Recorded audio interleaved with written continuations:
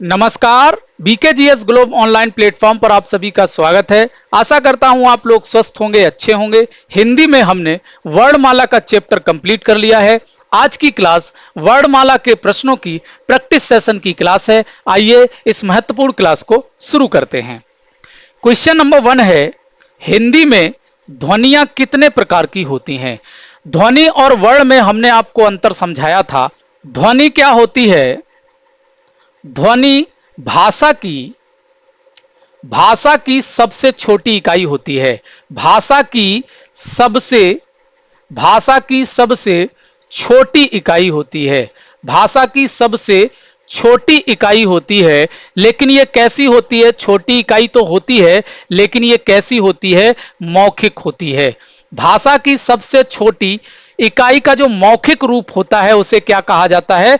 ध्वनि कहा जाता है। और वर्ण क्या होता है? वर्ण भी भाषा की सबसे छोटी इकाई है। भाषा की सबसे छोटी इकाई है। छोटी इकाई है, लेकिन ये कैसा है? ये लिखित रूप है। ये कैसा है? लिखित रूप है। भाषा की सबसे छोटी इकाई का जो लिखित रूप होता है वह क्या कहलाता है? वर्ण कहलाता है। और भाषा की जो सबसे छोटी इकाई का मौखिक रूप होता है वो क्या कहलाता है? ध्वनि कहलाता है। और हिंदी में जो ध्वनियां या वर्ण के जो प्रकार होते हैं वो दो प्रकार होते हैं। कितने प्रकार होते हैं? दो प्रकार होते हैं। कौन कौन से? स्वर और व्यंजन। स्वर और व्यंजन, ये दो प्रकार की ध्वनियां या दो प्रकार के वर्ण होते हैं। तो इसका उत्तर हो जाएगा सी, 2। अगला प्रश्न देखिए, वर्णों के समुदाय को कहते हैं।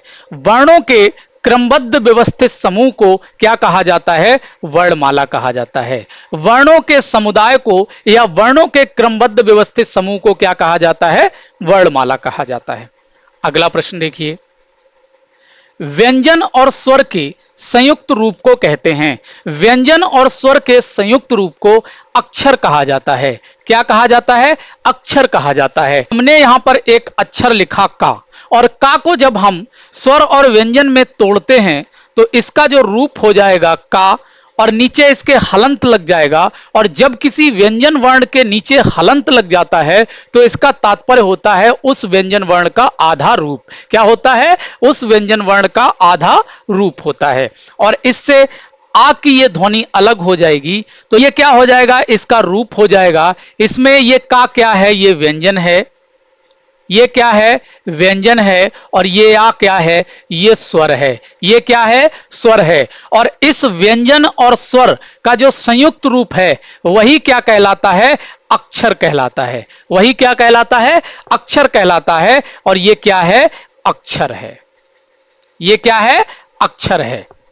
हमारी जो वर्णमाला है वो कैसी है? याद रखना है आपको, हमारी वर्णमाला अक्षरात्मक है। हमारी वर्णमाला किस शैली में है?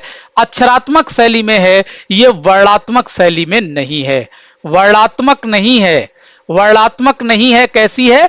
अक्षरात्मक है। ठीक है।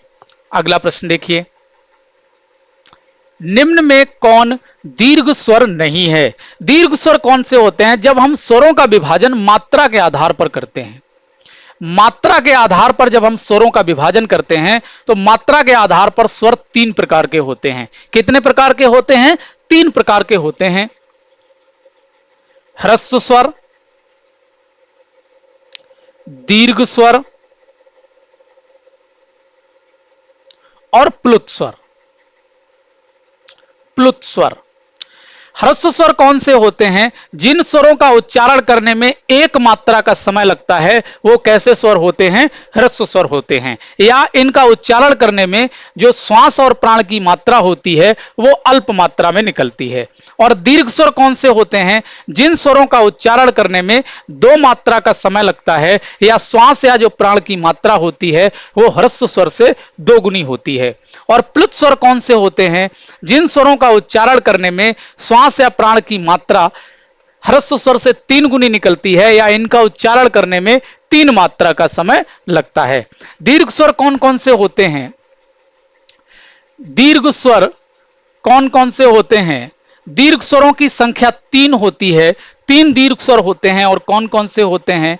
आ होता है, ई होती है और ऊ होता है। ये तीनों कैसे होते हैं? दीर्घ स्वर होते हैं। तो इस प्रश्न का उत्तर हो जाएगा डी, ओ दीर्घ स्वर नहीं है। ओ कैसा है? ओ एक संयुक्त स्वर है। अगला प्रश्न देखिए, निम्न में कंठ तालव्य ध्वनि है। कंठ तालव्य ध्वनि कौन सी है? ई कैसी ध्वनि है? ई तालव्य यानी तालु से इसका उच्चारण होता है। आ का उच्चारण कहां से होता है? कंठ से होता है। ओ का उच्चारण कहां से होता है? ओ का उच्चारण कंठोष्ठ से होता है। कंठ और ओष्ठ दोनों से होता है। ये कैसी ध्वनि है? कंठोष्ठ ध्वनि है। और ए का उच्चारण कहां से होता है? कंठ तालव्य। कैसा है ये? कंठ तालव्य ध्वनि है। ये कैसी है? कंठ तालव्य, कंठ तालव्य। अगला प्रश्न देखिए, जिह्वा के आधार पर स्वरों का वर्गीकरण नहीं है। जिह्वा के आधार पर स्वर 3 प्रकार के होते हैं, अग्र स्वर, पश्च स्वर और मध्य स्वर। विवृत स्वर जिह्वा के आधार पर स्वरों का वर्गीकरण नहीं है। ये किस आधार पर स्वरों का वर्गीकरण है? ये मुखाकृति के आधार पर, मुखाकृति के आधार पर स्वरों के वर्गीकरण का एक प्रकार है। अगला प्रश्न देखिए, निम्न में प्लुत स्वर है। प्लुत स्वर कौन से होते हैं? जिनका उच्चारण करने में 3 मात्रा का समय लगता है। 3 मात्रा का समय लगता है, ऐसे स्वरों को प्लुत स्वर कहा जाता है। या इनका उच्चारण करने में जो श्वास या प्राण की मात्रा होती है वो ह्रस्व स्वर से 3 गुनी निकलती है। इनमें प्लुत स्वर कौन सा है? ए, ओ, ये ओम है। और ये क्या है? ये ई नहीं है। ये क्या है? 3 का अंक है। ये क्या है? 3 का अंक है और यह निर्देशित करता है कि यह एक प्लुत स्वर है। और जब हम इसका उच्चारण करते हैं तो इसको, हमारा जो उच्चारण होता है वो ओम इस प्रकार होता है। तो उच्चारण को हम लंबा खींचते हैं तो यह कैसा स्वर है? प्लुत स्वर है। अगला प्रश्न देखिए, चा वर्ग का उच्चारण होता है। चा वर्ग में कौन कौन से वर्ण होते हैं? चा, छा, जा, झा और वा। ये कैसी, ये कौन सा वर्ग होता है? ये चा वर्ग होता है। चा वर्ग, चा वर्ग। और इसका उच्चारण कहां से होता है? तालु से होता है। चा वर्ग का उच्चारण कहां से होता है? तालु से होता है। अगला प्रश्न देखिए, निम्न में मूर्धन्य ध्वनियां हैं, यानी किन ध्वनियों का उच्चारण मूर्धा से होता है? अभी हमने देखा था चा वर्ग का उच्चारण कहां से होता है? तालु से होता है। कहां से होता है? तालु से होता है। और टा या टा, ठा, डा, ढाड़ा, ये कैसी ध्वनियां होती हैं? ये मूर्धन्य ध्वनियां होती हैं। इनका उच्चारण कहां से होता है? मूर्धा से होता है। कहां से होता है? मूर्धा से होता है। टा वर्ग का उच्चारण मूर्धा से होता है। और टा वर्ग कैसी ध्वनियां होती हैं? मूर्धन्य ध्वनियां होती हैं। पा, फा, बा, भा, ये पा वर्ग है और पा वर्ग का उच्चारण कहां से होता है? ओष्ठ से होता है। कहां से होता है? ओष्ठ से होता है। ता, था, दा, धा, ये ता वर्ग है और ता वर्ग का उच्चारण कहां से होता है? दंत से होता है। कहां से होता है? दंत से होता है। अगला प्रश्न देखिए, या का उच्चारण होता है। या एक अंतस्थ व्यंजन है और या का उच्चारण कहां से होता है? तालु से होता है। अंतस्थ व्यंजन कौन कौन से होते हैं? या, रा, ला और वा। ये कैसे होते हैं? अंतस्थ व्यंजन होते हैं। या का उच्चारण तालु से होता है। रा का उच्चारण मूर्धा से होता है। और ला का उच्चारण कहां से होता है? दंत से होता है। और वा का उच्चारण कहां से होता है? दंत और ओष्ठ यानी दंतोष्ठ से होता है। कहां से होता है? दंतोष्ठ से। अगला प्रश्न देखिए, निम्न में किसका उच्चारण मूर्धा से होता है? ये सभी ऊष्म व्यंजन हैं। कैसे व्यंजन हैं? ऊष्म व्यंजन हैं। सा, सा, सा और हा। ये कैसे व्यंजन है? ऊष्म व्यंजन है। इस सा का उच्चारण तालु से होता है। इस सा का उच्चारण मूर्धा से होता है। और इस सा का उच्चारण दंत से होता है। और हा का उच्चारण कहां से होता है? कंठ से होता है। तो इसका उत्तर क्या हो जाएगा? मूर्धा से कौन किसका उच्चारण होता है? इस सा का उच्चारण कहां से होता है? मूर्धा से होता है। अगला प्रश्न देखिए, निम्न में अंतस्थ व्यंजन नहीं है। अभी हमने चर्चा की थी या, रा, ला और वा, ये कैसे होते हैं चार, ये चारों अंतस्थ व्यंजन होते हैं। इनमें डी यानी छा ये अंतस्थ व्यंजन नहीं है। ये कैसा व्यंजन है, ये संयुक्त व्यंजन है। कैसा व्यंजन है, संयुक्त व्यंजन है। संयुक्त व्यंजन है कौन सा, ये छा कैसा है, संयुक्त व्यंजन है। अगला प्रश्न देखिए, हिंदी वर्णमाला में संयुक्त व्यंजनों की संख्या है। हिंदी वर्णमाला में संयुक्त व्यंजनों की संख्या 4 है। कौन कौन से व्यंजन संयुक्त व्यंजन होते हैं, छा होता है, त्रा होता है, ज्ञा होता है और ये स्रा कैसे होते हैं, ये चारों संयुक्त व्यंजन होते हैं। कैसे होते हैं, संयुक्त व्यंजन होते हैं। अगला प्रश्न देखिए, निम्न में अर्ध स्वर है। अंतस्थ व्यंजन या, रा, ला और वा, इनमें से या और वा इन दोनों को अर्ध स्वर कहा जाता है। इन दोनों को क्या कहा जाता है, अर्ध स्वर कहा जाता है। अर्ध स्वर कहा जाता है। और क्यों कहा जाता है, हमने एक शब्द लिखा विशेषताएं।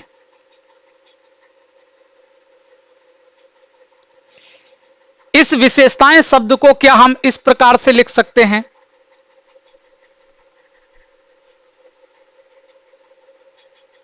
इस प्रकार से लिख सकते हैं कि नहीं, ये भी सही हो जाएगा और ये भी सही हो जाएगा। आप देखिए ये ए है, ये क्या है, ये एक स्वर है, ये क्या है, स्वर है।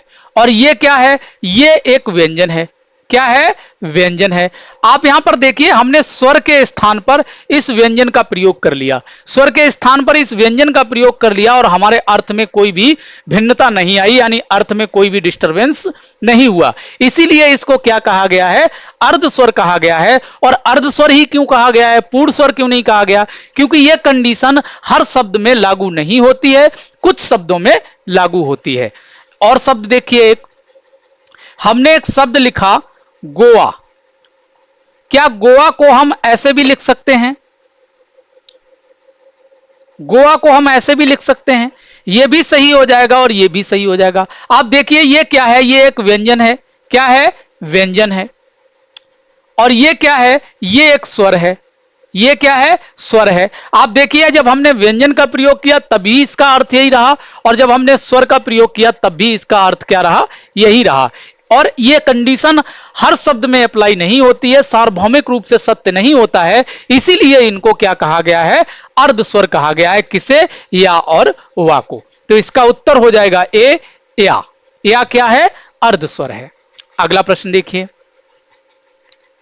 निम्न में ऊष्म व्यंजन है। ऊष्म व्यंजन सा, सा और हा, ये कैसे व्यंजन होते हैं चारों, ये चारों ऊष्म व्यंजन होते हैं। कैसे होते हैं, ऊष्म। इन्हें ही संघर्षी व्यंजन कहा जाता है। ऊष्म या संघर्षी व्यंजन कहा जाता है। तो इस प्रश्न का उत्तर हो जाएगा डी, ये सा कैसा है, ऊष्म या संघर्षी व्यंजन। अगला प्रश्न देखिए, छा वर्ण किसके योग से बना है।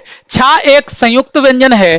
कौन कौन से व्यंजन संयुक्त व्यंजन होते हैं, छा होता है, त्रा होता है, ज्ञा होता है और स्रा होता है। ये कैसे व्यंजन होते हैं, संयुक्त व्यंजन होते हैं। छा किसके योग से बना है, छा का और मूर्धन्य सा, छा का और मूर्धन्य सा के योग से छा बनता है। त्रा कैसे बनता है, ता और रा के योग से बनता है, ता और रा के योग से त्रा बनता है। ज्ञा किसके योग से बनता है, ज्ञा जा और वा के योग से बनता है। और स्रा किसके योग से बनता है, ये तालव्य सा और रा के योग से बनता है। तालव्य सा और रा के योग से बनता है। तो इस प्रश्न का उत्तर हो जाएगा सी, का और सा। का और मूर्धन्य सा के योग से क्या बनता है, छा बनता है। अगला प्रश्न देखिए, अयोगवाह कहा जाता है। हिंदी वर्णमाला में या हिंदी भाषा में दो अयोगवाह हैं, अनुस्वर और विसर्ग। अनुस्वर और विसर्ग, इन्हें क्या कहा जाता है, अयोगवाह कहा जाता है। और क्यों कहा जाता है, क्योंकि ये योग ना होने के बावजूद साथ में रहते हैं, इसलिए इनको क्या कहा जाता है, अयोगवाह कहा जाता है। अगला प्रश्न देखिए, निम्न में अल्प प्राण व्यंजन नहीं है। हमने आपको वर्गीय व्यंजन बताए थे। का वर्ग में कौन कौन से व्यंजन हैं? का, खा, गा, घा और या। चा वर्ग में कौन कौन से व्यंजन हैं? चा, छा, जा, झा और वा। टा वर्ग में कौन कौन से व्यंजन हैं? टा, ठा, डा, ढा और अड़ा। ता वर्ग में कौन कौन से व्यंजन हैं? ता, था, दा, धा और ना। और पा वर्ग में जो व्यंजन हैं पा, फा, बा, भा और मा। इन वर्गीय व्यंजनों में आपको ऊपर से नीचे ऊपर से नीचे ऊपर से नीचे आपको नंबरिंग करनी है। 1, 2, 3, 4 और 5। इन वर्गीय व्यंजनों की जो नंबरिंग हमने की है, इनमें जो पहला वर्ग है, पहला वर्ग यानी 1 और तीसरा वर्ग, 3 और पांचवा वर्ग, पहला वर्ग, तीसरा वर्ग और पांचवा वर्ग, इन वर्गों के जो वर्ण हैं, यानी ऊपर से नीचे हमको देखना है, इन वर्गों के जो वर्ण हैं कैसे होते हैं? अल्प प्राण व्यंजन होते हैं। कैसे होते हैं? अल्प प्राण। कैसे व्यंजन होते हैं? अल्प प्राण व्यंजन होते हैं। आप यहां पर देख लीजिए, ये खा जो है अल्प प्राण व्यंजन नहीं है, क्योंकि ये किस वर्ग में आता है? ये दूसरे वर्ग में आता है। ये किस में आता है? दूसरे वर्ग में आता है। और इनमें दूसरा और चौथा ये कैसे होते हैं? ये महाप्राण व्यंजन होते हैं। कैसे व्यंजन होते हैं? महाप्राण व्यंजन होते हैं। महाप्राण व्यंजन। और 1, 3 और 5 कैसे होते हैं? ये अल्प प्राण व्यंजन होते हैं। ठीक है, अगला प्रश्न देखिए। निम्न में कौन सा व्यंजन स्पर्श संघर्षी है? चा वर्ग के व्यंजन चा, छा, जा और झा, ये चारों व्यंजन स्पर्श संघर्षी व्यंजन कहे जाते हैं। स्पर्श संघर्षी व्यंजन कहे जाते हैं। तो इसका उत्तर हो जाएगा ए। जा कैसा व्यंजन है? जा स्पर्श संघर्षी व्यंजन है। अगला प्रश्न देखिए। निम्न में पार्श्विक ध्वनि कौन सी है? ला पार्श्विक ध्वनि है। ला कैसी ध्वनि है? पार्श्विक ध्वनि है। रा कैसी ध्वनि है? रा को लुंठित व्यंजन, रा को लुंठित व्यंजन या प्रकंपित व्यंजन कहा जाता है। प्रकंपित व्यंजन कहा जाता है किसे? रा को। रा लुंठित व्यंजन या प्रकंपित व्यंजन है और ला कैसी ध्वनि है? पार्श्विक ध्वनि है। ठीक है, आज की क्लास का यह अंतिम प्रश्न था। अगर आप लोगों को यह क्लास अच्छी लगी हो तो वीडियो को लाइक और शेयर जरूर कीजिएगा और चैनल को भी सब्सक्राइब कीजिएगा। कमेंट कर हमें जरूर बताइएगा कि हमारा यह प्रयास आप लोगों को कैसा लगा। मिलते हैं आप लोगों से अगली क्लास में। तब तक के लिए नमस्कार, धन्यवाद।